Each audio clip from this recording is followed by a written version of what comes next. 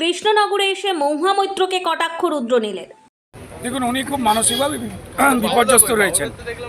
যেভাবে ওনার দলেই ওনাকে কল্যাণ ব্যানার্জি আরও অনেকজন মিলে আক্রমণ করেছেন, সদ্য বিয়ে করেছেন, আমি বলবো একটু ভালো সময় কাটান।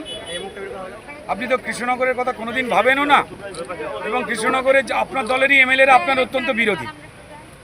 তাই এই সমস্ত আজে বাজে কথা বলে আপনার সময় নষ্ট করবেন না।